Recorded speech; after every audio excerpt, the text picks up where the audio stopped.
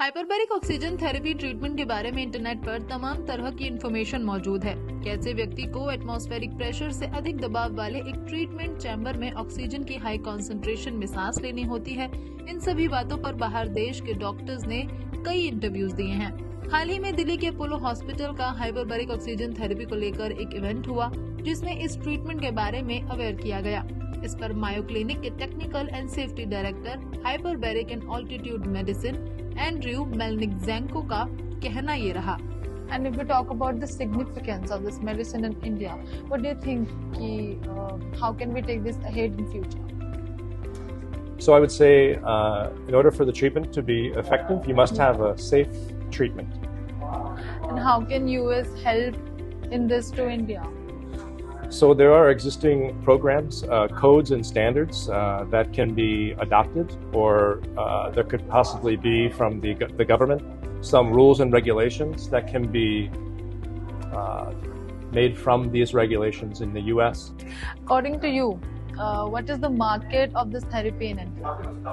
Well, it's unknown, but there is definitely a market here, because I can tell you that my hospital, Mayo Clinic in Rochester, Minnesota, we have about 1 million visitors per year to our hospital, and about 100,000 in our population in the city of Rochester.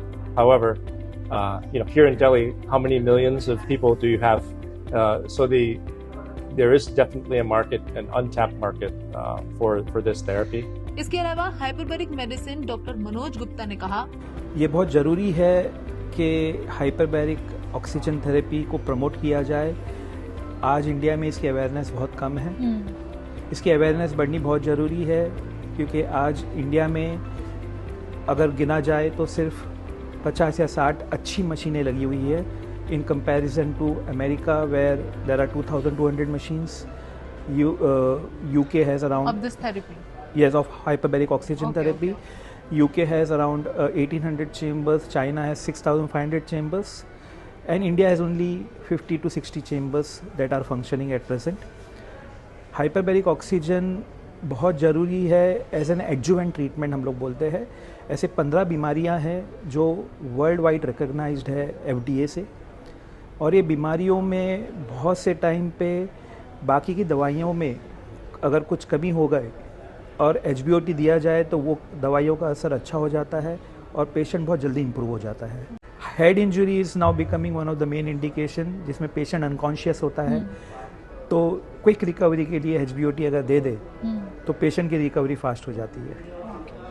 फिलहाल इस video में इतना ही। आपका इस पर क्या कुछ है कहना, कमेंट सेक्शन में मेंशन जरूर कीजिएगा। ऐसे ही वीडियोस के लिए हेल्थ फेयर मीडिया को फॉलो कीजिए।